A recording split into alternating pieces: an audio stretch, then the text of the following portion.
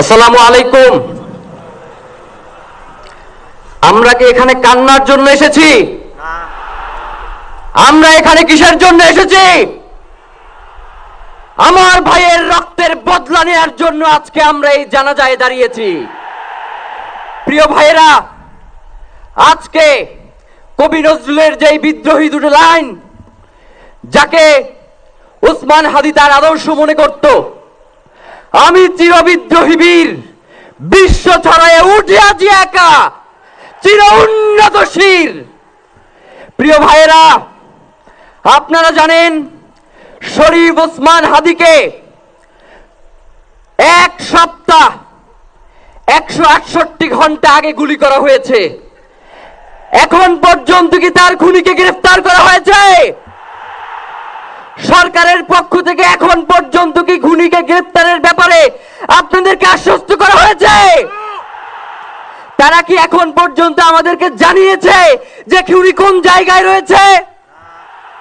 আমরা স্পষ্ট মনে করছি যে এখানে খুনি একজন নয়, এখানে পুরো একটা খুনি চক্র কাজ করেছে।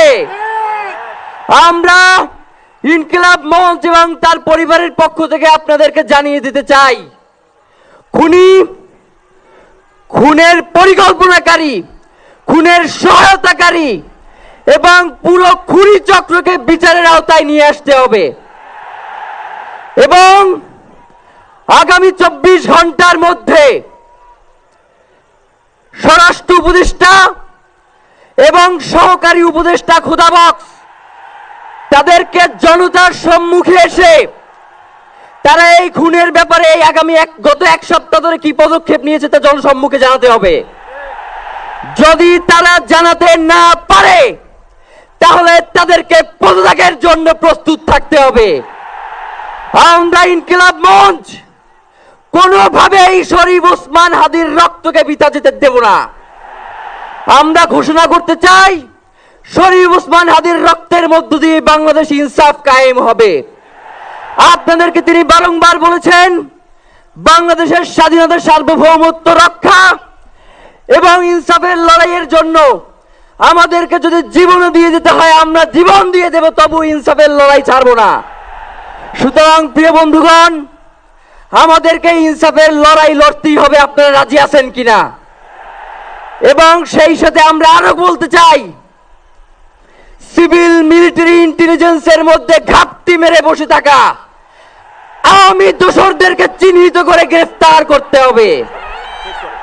প্রিয় সংগ্রামী বন্ধুগণ, শরীফ ওসমান হাদির পরিবারকে জানানো হয়, রাষ্ট্রের পক্ষ থেকে আপনাদেরকে যদি কোনো সুবিধা দরকার হয় আপনারা আমাদেরকে বলবেন।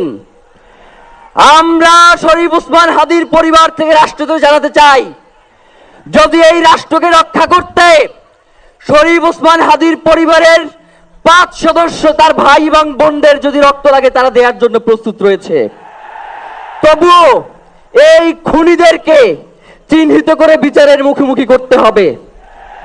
আমরা আপনাদেরকে আরেকটা ঘোষণা দিয়ে আজকের বক্তব্য শেষ করতে চাই, ওসমান হাদির নিরাপত্তার জন্যই কোন জায়গা থেকে তার লাশ নিয়ে যাওয়া হবে আমরা জানি না। ওসমান হাদি ভাই কি মৃত? তিনি আমাদের লক্ষ কোটি তরুণের মধ্যে জীবিত রয়ে যাবেন ইনশাআল্লাহ। আপনাদেরকে জানিয়ে দিতে চাই, কোনো ধরনের সহিংসতা ছাড়া আমরা যেহেতু ওসমান হাদির লাশকে আমরা জাতীয় কবি কাজী নজরুলের পাশে দাফন করার ব্যবস্থা করতেছি, আপনারা সবাই এই প্রোগ্রাম শেষে জনতা মিছিল নিয়ে শাহবাগে চলে যাবেন। আমরা ওখানে গিয়ে আপনাদের সাথে দাফনের পরে কথা বলবো।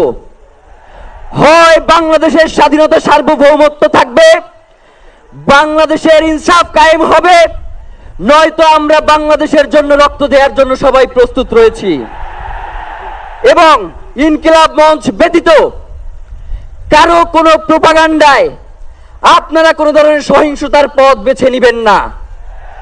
আমরা ইনকিলাব মঞ্চের পক্ষ থেকে আপনাদেরকে জানাবো কখন কি ব্যবস্থা গ্রহণ করতে হবে। আপনাদের সকলকে, এই লক্ষ লক্ষ মানুষকে, আজকে শরীফ ওসমান হাদির জন্য যারা এসেছেন, শহীদ শরীফ ওসমান হাদি, তাকে আমরা সবাই দোয়া করব এবং তার যেই লড়াইয়ের পথ, তার যেই সাংস্কৃতিক আন্দোলন, তার যেই আধিপত্যবাদের বিরুদ্ধে লড়াই, আমরা সকলে সেটাকে একসাথে প্রতিহত করব। বাংলাদেশ জিন্দাবাদ, ইনকিলাব জিন্দাবাদ।